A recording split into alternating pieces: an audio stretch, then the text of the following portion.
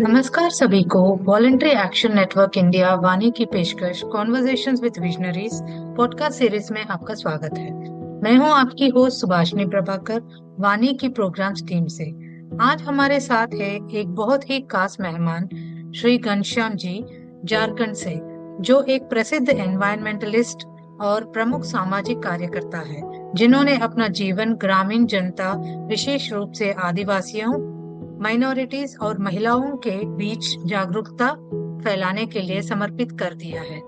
उन्होंने जेपी आंदोलन और छात्र युवा संघर्ष वाहिनी में महत्वपूर्ण भूमिका निभाई है। श्री घनश्याम जी को लोक नायक जयप्रकाश नारायण राष्ट्रीय पुरस्कार से सम्मानित किया गया है। उनके अनुभवों और कार्यों पर सुनने के लिए बने रहिए। हम्म। सर, आपने 1974 में जेपी आंदोलन में सक्रिय रूप से भाग लिया है। उस जी हाँ। आंदोलन ने सामाजिक न्याय और सक्रियता पर आपके पर्सपेक्टिव को कैसे बदला है? एक तो कि जैसा कि मैंने लिखा भी था और आपने प्रश्न जो किया है कि जेपी आंदोलन की जब शुरुआत हुई, हम लोग शुरुआती दौर से ही मैंने इस आंदोलन में थे। और जेपी आंदोलन का कई चरणों में जेपी आंदोलन को बांट करके आप देख सकती हैं।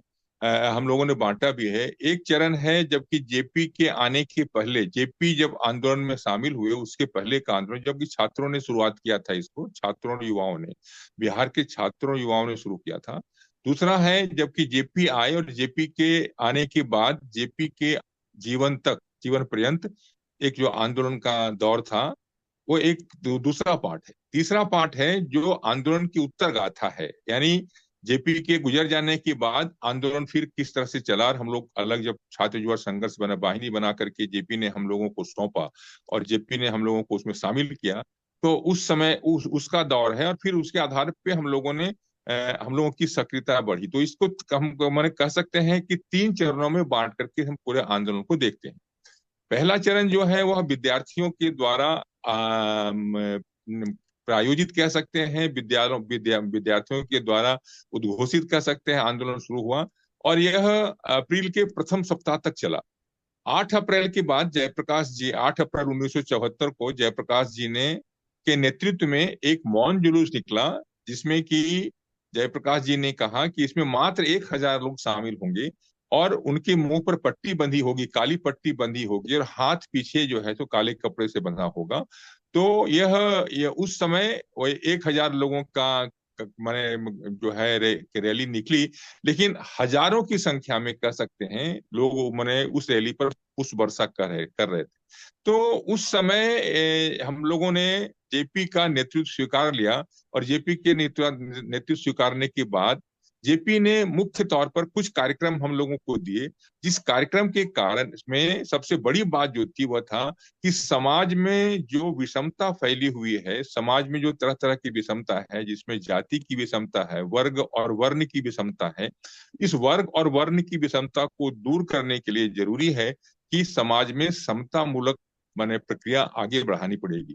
तो समता मूलक प्रक्रिया को आगे बढ़ाने के लिए उन्होंने कई तरह के मतलब कार्यक्रम दिए, जिसमें से एक कार्यक्रम था कि जाति, जिसमें जाति के जो चिन्ह हैं, अलग अलग जाति की जो उपाधियां हैं वो छोड़ दिए जाए। जैसे कि आप मेरा नाम, आप मैं जानती हैं कि मेरा नाम आपकी नजर में घनश्याम है, लेकिन हाँ। मेरा नाम घनश्याम नहीं था। घनश्याम के साथ कुछ और जो लगा हुआ होता है, टाइटल लगा हुआ होता है, सेकेंड नेम जिसको कहते हैं, जी। वह था। लेकिन हम लोगों ने इसको जेपी के कहने पर इसको छोड़ दिया, ताकि हमारे नाम से ये पहचान नहीं हो कि हम किस जाति मूल के लोग हैं, एक बात।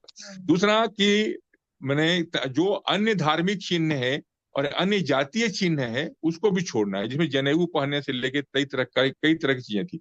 तो समाज में सामाजिक न्याय की प्रक्रिया को आगे बढ़ाने के लिए लोक नायक जयप्रकाश नारायण ने कई तरह के कार्यक्रम दिए और उस कार्यक्रम ने हम लोगों के भीतर एक मानसिक परिवर्तन लाया, एक तरह है, और एक तरह से बौद्धिक परिवर्तन आया। और इस मानसिक और बौद्धिक परिवर्तन के कारण हमारा जो पूरा का पूरा हम लोगों के भीतर एक बुनियादी बदलाव आया। और उसके कारण समाज में जो एक्टिविज्म है, हमारी जो सक्रियता है, सक्रिय कर्मिता है, वह काफी बढ़ी। और हम लोग समाज में गांव गांव तक मैंने इस चीज को ले गए और उस आप समझ सकते हैं कि वह पहला आंदोलन था गांधी के बाद, जबकि लोगों ने माने नौजवानों ने अंतर जाति, अंतर धार्मिक, अंतर नस्ली विवाह करना शुरू किया। और माने सैकड़ों की संख्या में नौजवानों ने अंतर जाति, नौजवान नवयुवतियों ने अंतर जाति विवाह किया, अंतर धार्मिक विवाह किया। तो एक तरह से सामाजिक न्याय की प्रक्रिया को आगे बढ़ाने में उस आंदोलन का बहुत बड़ा योगदान है, और हम लोगों को सक्रिय धर्मिता सिखाने में जयप्रकाश नारायण की बहुत बड़ी भूमिका है। सर, आगे बढ़ते हुए तो 1975 से लेकर 1984 तक युवा संघर्ष वाहिनी के हाँ, साथ छात्र आपने युवक संघर्ष वाहिनी। हाँ, हाँ। काम किया है। तो हम्म। आपके व्यू में युवा आंदोलन आज सामाजिक परिवर्तन लाने में क्या भूमिका निभा सकते हैं आज के टाइम पे? देखिए, मेरा तो चूंकि मैं जब आया था तो युवा ही था, और हम्म। अमूमन देखेंगे देश और दुनिया में जितने आंदोलन हुए हैं, प्रायः आंदोलनों में युवाओं की भूमिका बहुत महत्वपूर्ण रही जी। है। तीसरी बात आप देखेंगे तो अगर हम जिस जिस स्टेट में आते हैं, झारखंड स्टेट में, तो झारखंड। झारखंड में जितने भी आंदोलन हुए हैं, बिरसा मुंडा का आंदोलन हो, सिद्धू कान्हू का आंदोलन हो, नीलांबर पीताम्बर का आंदोलन हो, जितने भी हुए हैं, मैं हंड्रेड्स ऑफ मूवमेंट्स हुए हैं इन इन आदिवासी नौजवानों के नेतृत्व में। उनकी उनकी उम्र जो है, आपको आश्चर्य होगा, 20 साल से लेकर के 45-40 साल तक की उम्र इन लोगों की तमाम की रही है। तो हम्म। इस युवा, माने हमारा झारखंड युवा, माने एक तरह से कहें युवा प्रधान माने मानसिकता का आंदोलन इलाका रहा है। और हम ये मानते हैं कि अगर झारखंड में, और झारखंड नहीं पूरे देश में, और पूरे देश ही नहीं पूरी दुनिया में, अगर बुनियादी परिवर्तन लाना हो, जिसको हम लोग अपनी भाषा में आमूलचूल परिवर्तन कहते हैं, आमूलचूल परिवर्तन लाना हो, तो इसमें युवाओं की बहुत बड़ी भूमिका है। आज जो हो रहा है, युवाओं को उस ढंग से नेतृत्व देने की जो बात होनी चाहिए, और जिसमें युवाओं का नेतृत्व सामूहिक नेतृत्व में तब्दील करने की जो बात होनी चाहिए, वह नहीं हो पा रहा है। जिस कारण से युवा में स्वतः स्फूर्त मूवमेंट तो होते हैं, स्पॉन्टेनियस मूवमेंट तो होते हैं, लेकिन हम्म। वह लंबे समय तक नहीं टिक पाता है, और वह या तो फिर दलों के दलदल में फंस जाता है, या फिर आप कह सकते हैं वो अपने स्वार्थों में माने माने संलिप्त होकर के आंदोलन को समाप्त कर देता है। सही कहा आपने। सर, आपके अनुसार समाजवाद क्या है? मतलब सोशलिज्म क्या है? और पिछले कुछ वर्षों में इसमें किस तरह का बदलाव आया? देखिए, समाजवादी इतिहास तो काफी पुराना इतिहास रहा है, समाजवाद का इतिहास काफी पुराना इतिहास रहा है। अगर हम्म। पश्चिम के समाजवाद को देखेंगे तो आपको 18th सेंचुरी से आपको चीजें वो दिखती हैं, जहां जब पूंजीवाद का विकास हुआ, हम्म। तो पूंजीवाद के विकास के साथ साथ एक समाजवाद का विकास विकास की भी प्रक्रिया हुई, समाजवाद के सिद्धांत का भी विकास हुआ। और समाजवाद का विकास का मतलब होता है समाज को संगठित करके, माने समुदाय पर, जो समुदाय का अधिकार जो है वह प्राकृतिक संसाधनों पर या प्राकृतिक उपादानों पर होना चाहिए, न कि व्यक्ति का अधिकार उन प्राकृतिक उपादानों पर होना चाहिए। अंग्रेजों ने जानबूझ करके माने, और खास करके पूंजीवाद ने कहें, जिससे कि अंग्रेजी सभ्यता का विकास हुआ, इसने जानबूझ करके प्राकृतिक संपदा को या प्राकृतिक उपादान को व्यक्तिगत प्रॉपर्टी में तब्दील कर दिया, और फिर वहां से पूंजीवाद का विकास हुआ। जबकि समाजवाद कहता है कि प्रकृति प्रकृति द्वारा प्रदत्त जो भी उपादान है, उस पर सबका बराबरी का हक है, चाहे वह पानी हो, चाहे वह जंगल हो, चाहे वह जमीन हो, चाहे वह हवा हो, चाहे वह रोशनी हो, जो भी है, यह अंतरिक्ष हो। तो इन तमाम चीजों पे बराबर का अधिकार। लेकिन आज इन तमाम चीजों का एक्सप्लॉयटेशन कुछ पूंजी प्रधान लोगों की तरफ से या पूंजीपतियों की तरफ से, या आज के समय में, वर्तमान समय देखेंगे तो क्रॉनिक कैपिटलिस्टों की तरफ से यह कोशिश हो रही जी। है कि संसाधनों पर हमारा अधिकार हो जाए, व्यक्ति का अधिकार हो जाए, और इसको फिर लोग माने खरीदे, बाजार की वस्तु हम्म। बन जाए, और बाजार की हम्म। वस्तु बना करके अधिक से अधिक मुनाफा कमाने की प्रक्रिया है। जबकि समाजवाद इस मुनाफा में विश्वास नहीं करता है, बल्कि वह माने श्रम और श्रम का विभाजन, और श्रम के साथ साथ श्रम से उत्पादित जो चीजें हैं उसमें समाज का हक है, तो उसको आगे बढ़ाने की बात समाजवाद करता है, यानी समता का बोध जो जहाँ होना चाहिए, वो समता की बोध की बात करता है। श्रम का सम्मान होना चाहिए, वह श्रम के सम्मान की बात करता है। और उसके साथ साथ इन तमाम चीजों में औरत और पुरुष की बराबर की भागीदारी होनी चाहिए, निर्णय प्रक्रिया में महिलाओं की भागीदारी बराबर होनी चाहिए, यह बात समाजवाद करता है।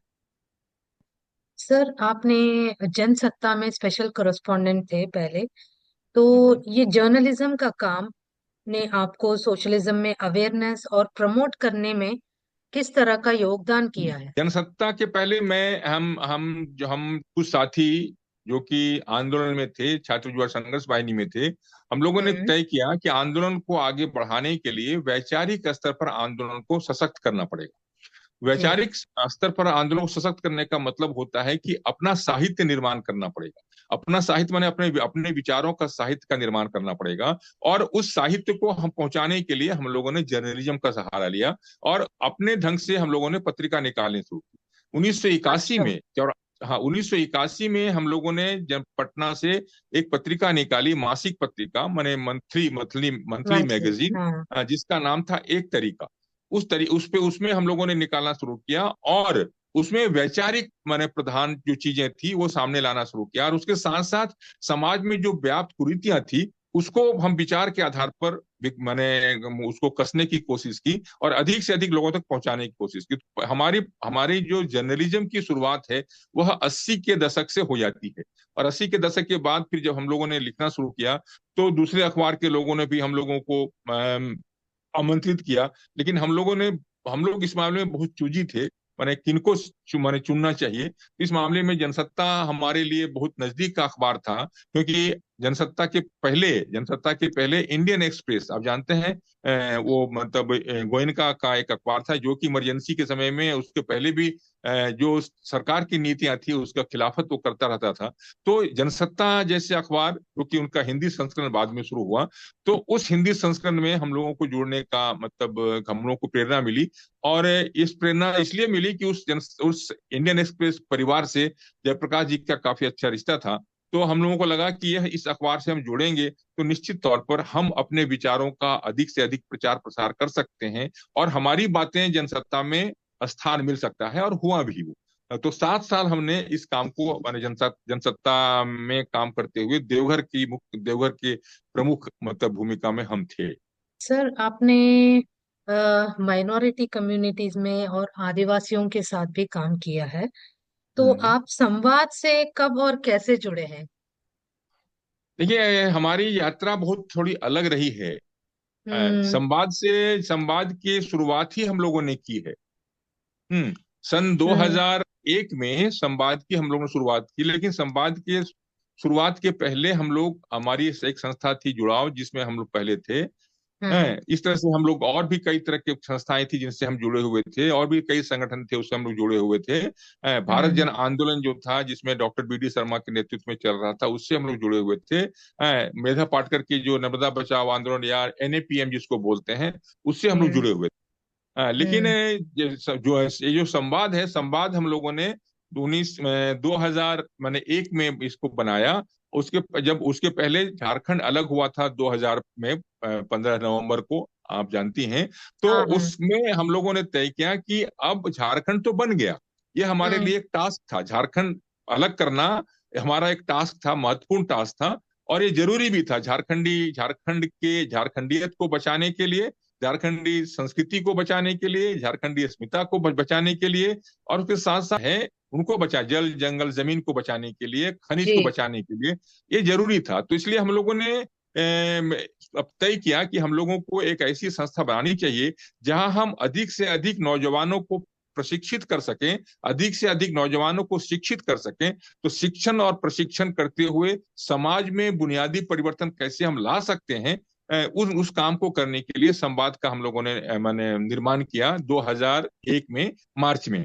और तब से लेकर अब तक हम लोग संवाद के माध्यम से काम कर रहे हैं। और उस समय उनकी हमारे इस संस्था की अध्यक्ष बनी डॉक्टर रोज केरकेटा, जो कि झारखंड की एक जाने माने मैंने विमेन एक्टिविस्ट रही हैं। अभी वो हम्म। बहुत बीमार हैं, लेकिन उनके हम्म। ही नेतृत्व में हम लोगों ने इस संस्था का निर्माण किया, संवाद का। अच्छा, अच्छा, अच्छा। आप कई तरह के मतलब फेजेस देखा है आपने, आंदोलन से लेकर सोशल डेवलपमेंट से लेकर एक्टिविज्म से लेकर। आप एक नोटेड एनवायरमेंटलिस्ट भी हैं, है ना? तो हाँ हाँ, आज बिल्कुल। विशेष रूप से झारखंड के जो ग्रामीण इलाके हैं, उनके अलग से ही और सबसे गंभीर चिंताएं क्या है, और कम्युनिटीज उनको कैसे सस्टेनेबल सॉल्यूशंस की योगदान कर सकती। इस पर थोड़ा सा हम पीछे जाना चाहेंगे। हैं, जी। वो आपको, आप लोगों के मैंने जानकारी के लिए, हम्म। कि आपको पता होगा कि झारखंड राज्य का आंदोलन बहुत पुराना आंदोलन रहा है। हम्म। 1938 में ही से ही आप कह सकते हैं कि झारखंड राज्य के निर्माण की प्रक्रिया की शुरुआत हो गई थी। जी। जयपाल सिंह मुंडा, माने मारांगोम के जयपाल सिंह मुंडा के नेतृत्व में। हाँ लेकिन जो हाँ। आंदोलन शुरू हुआ था वह एक तरह से राजनीतिक स्वायत्तता का आंदोलन था। हम्म हम्म। या भी आप कह सकते हैं कि सांस्कृतिक अस्मिता एवं राजनीतिक स्वायत्तता का आंदोलन था। आदिवासी सांस्कृतिक स्वायत्तता का और राजनीतिक माने अस्मिता का, माने सांस्कृतिक अस्मिता का और राजनीतिक स्वायत्तता का आंदोलन था। पॉलिटिकल ऑटोनॉमी और कल्चरल आइडेंटिटी का आंदोलन था। लेकिन ओके। इस पूरे आंदोलन में आप देखेंगे तो मेरी समझ से इसका, इसमें जो इकोलॉजी का पक्ष था, इसमें जो इन्वायरमेंट का पक्ष था, वह हम्म। उस ढंग से नहीं उठाया जा रहा था जितने शिद्दत के साथ में राजनीतिक बातों को उठाया जा रहा था। तो हम लोगों को लगा कि इस कंपोनेंट को इस आंदोलन में शामिल करना चाहिए। तो हम लोगों ने 80 के दशक में इसको अपने अनुभवों के आधार पे छात्र युवा संघर्ष वाहिनी के भीतर भी और छात्र युवा संघर्ष वाहिनी के साथ साथ अन्य तरह के जो आंदोलन हैं थे, मैंने यहाँ पर झारखंडी आंदोलन, उनके साथ भी डायलॉग करके हम लोगों ने इस सवाल को उठाया। और हम लोगों ने उस समय एक मंच बनाया था जिसका नाम था झारखंड मुक्ति आंदोलन। और इस झारखंड मुक्ति आंदोलन के बैनर तले हम लोगों ने कई पद यात्राएं की झारखंड के भीतर में। और गांव गांव जाकर के हम लोगों ने जल जंगल जमीन बचाने के अभियान को 80 के दशक में इसकी शुरुआत की। और कई जगह जंगल बचाने का भी काम हुआ, जैसे मधुपुर में छेचाली और जीतपुर जंगल बचाने का काम हुआ। पुटका में, जमशेदपुर के पास पुटका एक जगह है, वहां पर भी जंगल बचाने का काम शुरू हुआ। उसके साथ साथ कोल्हान में जंगल बचाने का काम शुरू हुआ। तो इस तरह से जंगल बचाने का काम, जमीन बचाने का काम, पानी बचाने का काम, और ये तमाम चीजों को बचाने को हम लोग एक निसर्ग बचाने के काम से जोड़ते हैं। इकोलॉजिकल माने मूवमेंट के दृष्टिकोण से इसको देखते हैं। और फिर हम लोगों ने वहां से शुरू किया इस माने आंदोलन को। तब से लेकर अब तक हम लोग इकोलॉजिकल मूवमेंट को, इन्वायरमेंट के मूवमेंट को आगे बढ़ा रहे हैं। और आज उसमें कुछ हद तक हम लोग को सफलता भी मिली है। सबसे बड़ी सफलता तो मिली है कि 90 के दशक में स्वर्ण रेखा पर दो बड़े बांध बनाने की बात चल रही थी। एक माने जमशेदपुर के पास जो है वह है चांडिल के पास स्वर्ण रेखा नदी पर, और एक चाईबासा के पास खड़कई नदी पर। तो खड़कई नदी पर हम लोग आंदोलन कर रहे थे, जिसमें इस पूरे स्वर्ण रेखा मल्टीपर्पज प्रोजेक्ट में क्या बोलते, वर्ल्ड बैंक इन्वॉल्व था, उनकी मैंने उनका कैपिटल लगा था। तो इस मूवमेंट के कारण अंत में वर्ल्ड बैंक को हम मैंने वहां से अपने को विड्रॉ करना पड़ा। और हमारे उस समय 300 साढ़े 350 लोग मैंने जेल गए, जिसमें 12 साल की लड़की से लेकर के 80 साल के बूढ़े तक लोग जेल गए, और महीनों वो लोग जेल में रहे।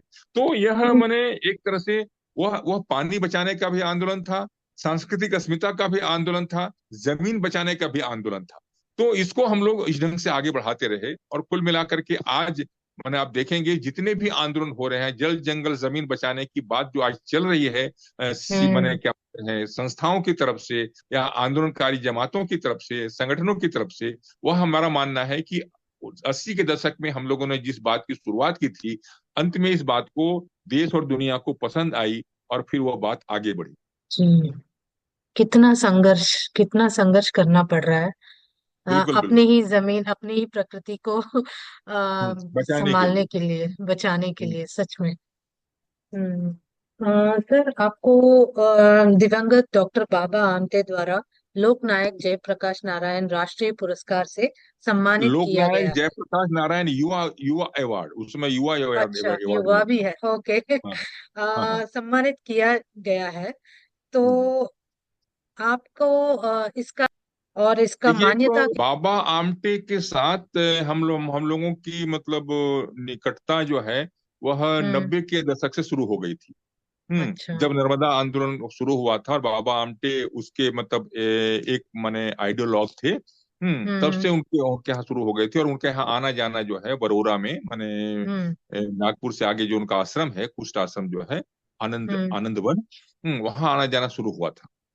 और काफी हमारी घनिष्ठता हो गई थी, हम उनके विचारों से सहमत थे, वो हमारे विचारों से सहमत थे। तो इस तरह से हुआ। और जब वो अवार्ड कैसे मिला मुझे पता नहीं, लेकिन जब हम्म। मुझे सूचना मिली तो अच्छा लगा कि हम्म। एक काम को सम्मान मिला है। लेकिन फिर हम लोग को लगा कि ये जो इस सम्मान मिला है और जो राशि मिली है, इस राशि का सदुपयोग कैसे हो सकता है। तो हमने अपने साथियों के साथ विचार किया और कहा कि जो भी छोटी मोटी राशि मिली है, इस राशि को हम लोग जो है सो लोगों तक बात पहुंचाने के लिए करें। और फिर हमने एक प्रक्रिया शुरू की, साइकिल साइकिल पर मैंने जो है विचार आपके द्वार करके चलंत पुस्तकालय की, अच्छा। मो, माने मोबाइल लाइब्रेरी की। हम्म हम्म। और उसमें से कुछ साइकिलें खरीदी, हम लोगों ने कार्यकर्ताओं को दिया और साइकिल में बॉक्स बनाया और बॉक्स में पत्रिका, तरह तरह की पत्रिकाएं भी है, तरह तरह की किताबें, छोटी छोटी पुस्तिकाएं हैं, किताबें हैं, उसमें दिया। और वो गांव गांव में लोगों को किताब पहुंचाना, उनको मेंबर बनाना, उनसे 10 रुपया महीना लेना, इस तरह की प्रक्रिया की शुरुआत की। और यह मैंने मैंने चलता रहा। और फिर उसके बाद एक बड़ी पुस्तकालय मैंने एक बड़ी लाइब्रेरी जो है हम लोगों ने निर्माण किया, जिसमें आज के समय में कम से कम 10 से 12 हजार किताबें हैं। ओ, वाह। सर, आपका इतना वास्ट और लंबा समय जर्नी था इस फील्ड में, तो आपका फ्यूचर विजन क्या है रूरल डेवलपमेंट और कम्युनिटी एम्पावरमेंट को लेके, स्पेशली झारखंड के लिए? देखिए, हम लोगों ने एक अ, सिद्धांत दिया है, समाजवाद को आगे बढ़ाने के लिए, उसको हम लोग, और डेमोक्रेसी को आगे बढ़ाने के लिए, डेमोक्रेसी को डिपेंड करने के लिए और डीप डीप ने पे पहुंचे उसके लिए ये दे दिया है। उसका नाम दिया है हम लोगों ने इंडिजिनोक्रेसी। हम्म हम्म। इंडिजिनोक्रेसी और इंडिजिनिटी। इंडिजिनोक्रेसी मतलब हुआ इंडिजिनस डेमोक्रेसी। दो वर्ड को मिला करके हम लोगों ने बनाया है इंडिजिनस और डेमोक्रेसी। इंडिजिनोक्रेसी उसका हम लोगों ने क्लब किया है उसको। और इंडिजिनिटी मतलब आदिवासियत। आदिवासियत, आदिवासी गणतंत्र और आदिवासी जीवन पद्धति। इन मेरा मानना है कि आज दुनिया में जो चुनौतियां हैं, दुनिया में जो संकट है, चाहे वह संकट जलवायु संकट का मामला हो, हम्म। क्लाइमेट इंजस्टिस का मामला हो, या फिर इन्वायरमेंट इंजस्टिस का मामला हो, वह बिना इकोलॉजिकल डेमोक्रेसी के, बिना इंडिजिनोक्रेसी के, बिना इंडिजिनिटी के वो संभव नहीं है। तो भविष्य में एक ऐसा समाज बने जो समता और न्याय पे आधारित हो और जिसके बुनियाद में लोकतंत्र हो। तो ये जरूरी है कि और समता की बात जब हम करते हैं तो उसमें लैंगिक समानता की बात भी आती है, हम्म। मैंने जेंडर जस्टिस की बात भी करते हैं, वो भी आता है, इकोलॉजिकल जस्टिस की बात भी आता है, सोशल जस्टिस की हम्म। बात भी आता है, और इन्वायरमेंटल जस्टिस की बात। तो ये तमाम चीजों को करने के लिए हम लोगों ने ये किया है। हम मानते हैं कि जब तक समाज में समता और न्याय और लोकतंत्र को हम मजबूत नहीं करते हैं, तब तक हम निश्चित तौर पर उस समाज में एक जो समृद्धि लाना चाहिए वो नहीं कर सकते हैं। विकास के लिए कहा जा सकता है कि विकास हुआ, लेकिन वह जो विकास होगा खोखला होगा, वह जो विकास होगा वो विनाशकारी विकास होगा। उससे लोगों की जिंदगी बर्बाद होगी, प्रकृति बर्बाद होगी, संस्कृति बर्बाद होगी। उसमें से समृद्धि नहीं आ सकती है, उससे बराबरी नहीं आ सकती है, उससे समाज जो है, समाज में जिसको न्याय बोलते हैं, वो न्याय स्थापित नहीं हो सकता। धन्यवाद घनश्याम जी, आपके समर्थन और सहयोग के लिए हम हृदय से आभारी हैं। आपके प्रयास हमारे लिए बहुत मायने रखते हैं। शुभकामनाएं वाणी की तरफ से आपको। अगले एपिसोड में फिर मिलते हैं। धन्यवाद।